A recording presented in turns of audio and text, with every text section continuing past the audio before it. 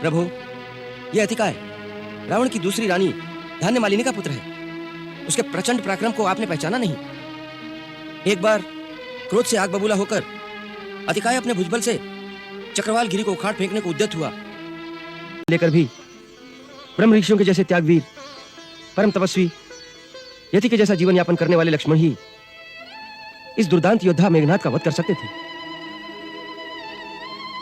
सौमित्र लक्ष्मण, अपने दुष्कर पराक्रम से दुर्धर्ष योद्धा इंद्रजीत का अंत करके तुमने इस युद्ध को निर्णायक स्थिति में पहुंचा दिया है। 3 दिन 3 रातों के इस भीषण युद्ध में रावण कुमार मेघनाद का पराभव करके मानो तुमने रावण को पराभूत कर दिया है। मानो आज मैं शत्रुहीन हो गया हूं। जी का वरदान प्राप्त है, इसके लिए हमें स्वयं जाना होगा। यदि आपकी अनुमति हो तो मैं जाऊं प्रभु। नहीं महाराज विभीषण, हमने आपको लंका के राज सिंहासन पर बिठाने का वचन दिया है। आपके जीवन को संकट में नहीं डालेंगे। हम यह भी नहीं चाहते कि भाई के हाथों भाई का वध हो। लंका की दुर्गबंदी आरंभ कर दी है।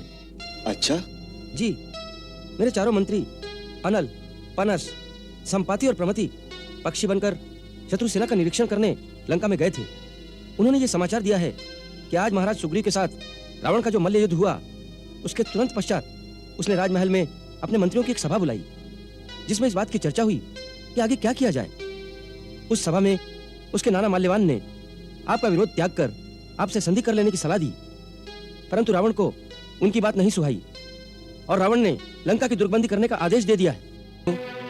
यह अतिकाय रावण की दूसरी रानी धान्यमालिनी का पुत्र है। उसके प्रचंड पराक्रम को आपने पहचाना नहीं।